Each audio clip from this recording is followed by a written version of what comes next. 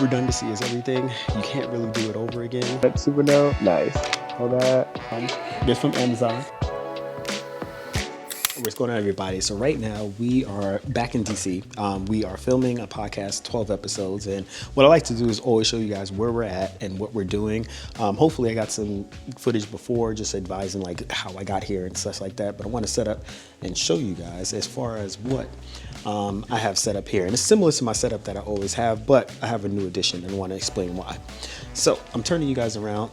As you guys know, in my previous videos, I always use my Amaran 200 XS lights up there. Again, these are nice and bright. It gives me enough over on this side here to make sure I'm lighting my subjects. This is only at about 60%. That I have these on. I don't even think it's 60%. I think it may be even 50% that I have these on. I have my color at 5300 Kelvin a piece. This is the set that we're dealing with right here. I got some accents lights in the back end. There is also some lights that I'm gonna put in the corner so I get some hair light just on the subject, so it kind of gives some separation to the back. The lights that I'm using back here are strictly from Amazon, and I'm actually just tucking them behind here. They're colorful lights, and you could change them to any type of color, but it gives some cast on the back of the wall, as you can see here. When you usually put it in for an edit, that actually comes out a lot more. Right now I think my lights are just a little bit bright, and I'll tone them down so we can make sure I could see some of the blue, the purple accents back there. The other thing that I do for people who do not have C100s and such like that, I do use mirrorless cameras, and I do shoot them on an f4, not a 2.8. The reason why I use the f4 is so I can get you nice and sharp. So if there's anything that you need as far as any type of verticals that you need to cut out of it, is nice and sharp. So I'm using mirrorless cameras. If a way for me to avoid any issues when it comes to recording limits and such like that, I do use Atomos Ninja screens on all. Yes, I understand some of them have no record limits on here, but in post, it makes a lot more sense just to have a continuous take instead of having a break to where you have to stitch it together and then you have to stitch it together in post, make sure they all line up correctly. And if there's like a reset on the card that's in the camera, if it's continuous, this is just the experience that I'm having with like mirrorless. If it resets, like it has the limit, but it resets and keeps going, you don't have to look for that little portion and fill it in if you're in Final Cut on the timeline. And most people in Final Cut, you know exactly what I'm talking about. With these Ninjas, they just allow for a continuous cut, so I have all of those set up right here. This will be my shot on my main host, this will be my wide shot, and this is going to be my shot on my guest here. So again, I have 3 camera angles.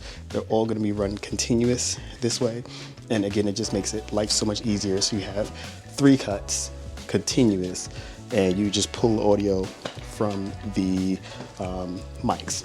The mics that I'm using right now are the Shure SM7Bs, which is like the GOATs. I mean, I don't even have to really explain those. I have them running on Samsung mic stands, and then I have just 2 of them here, being that it's a podcast that I'm running and I don't have multiple people. I am using the Rodecaster Duo here, which it has 2 ports, 2 XLR ports for the 2 mics that I have out there. And this just helps out as far as like just making sure that your audio is clean. I have my monitor and headphones here, and this is using my seat right here. Having the ability just to, having the ability just to monitor everything here directly from the Rodecaster Duo, make my adjustments here while I'm directly behind in the captain seat here. It just makes everything nice and easy to just touch, look, and make any adjustments from there, and just let the conversation continuously go. The other thing that I have is a Slate. And this Slate here is very cheap. It's from Amazon, but this helps out, just making sure you're keeping track of the episodes that you're running.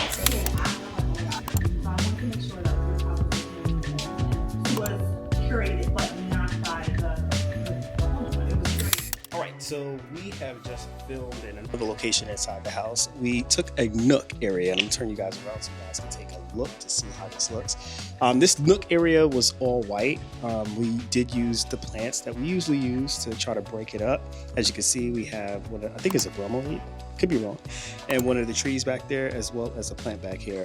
So the shot, which I'll show you guys in a bit, Has way in the background, if you see to the back right corner, there's a lamp. It's a little bit of variance where it has the shade back there and it's a different color than the lights that we have right here, which is great. So I'm actually going to take you guys back here. I do also have these two lights right here that is shining on this tree to give a little bit of a break in our depth. But you can see here, this lamp was on the floor. We use a tripod. Yes, that's a tripod. So I'll show you the end result. Just follow me as I put this together.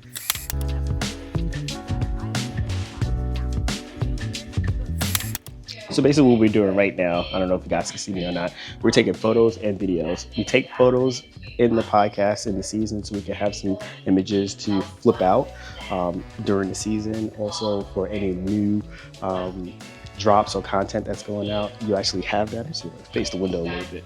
And also the video, we're getting B-roll for the opener, the season opener. So this will be season 3, and the B-roll will go into the intro. So it's a little bit different. But right now, again, we're catching photos, some in-house shots, some statics, and also some B-roll. I'm holding this way to get my 3 point. 1, 2, and 3.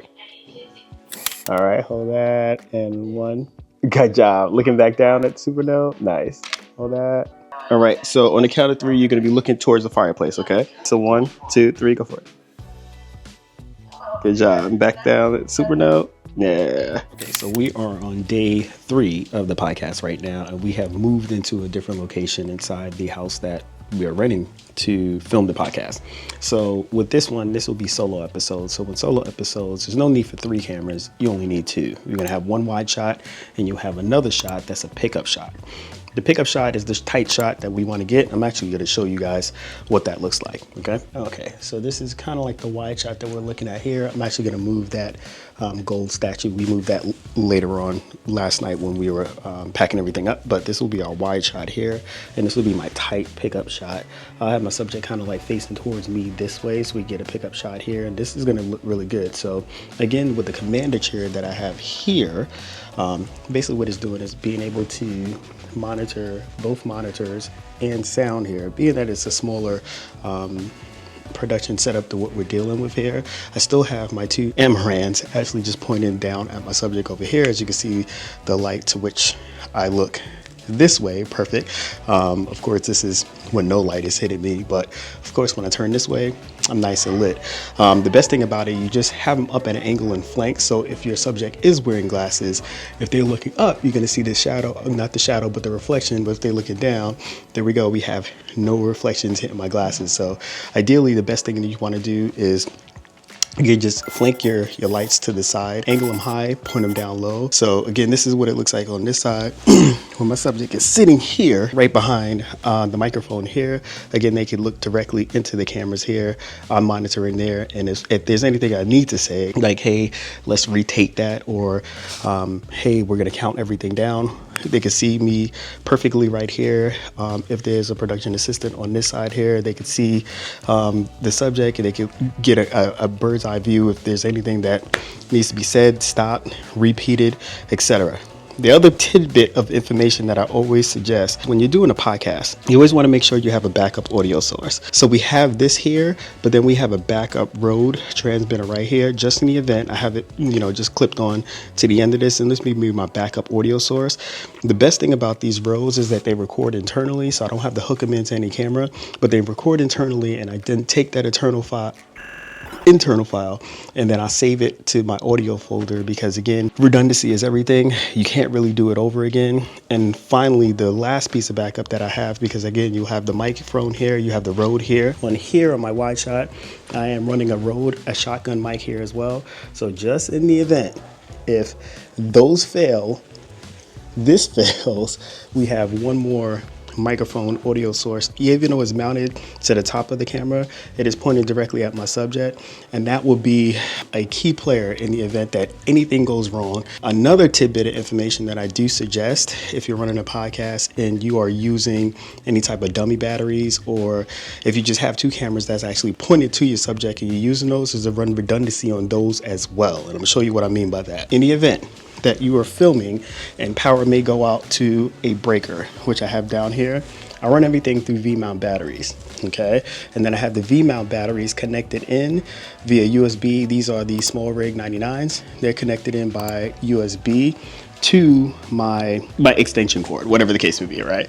So in the event this gets clicked off, right, and this is the only power source headed to my cameras here, if that goes off, my batteries then kick in and the recording does not stop. So the Ninjas and the batteries, the dummy batteries for the camera, are all connected into the V-mount, running on V-mount power, but the V-mount power is being backed up and constantly charged, plugged into an outlet. The audio source, if there's any way possible, you could have like a backup audio US, they call it a, I think it's called a UPS, if I'm not mistaken, uninterrupted power supply. If you could run those to your your recorder, that would be just genius, because again, if anything else goes off in the house, you could have the lights and the recorder connected into the USB power, so things continuously go. Just a little bit tidbits of information. We're gonna go and get through 5 episodes today, and then when we're all done with those, we're gonna pack up and be back here in 2 weeks. Hope this helps.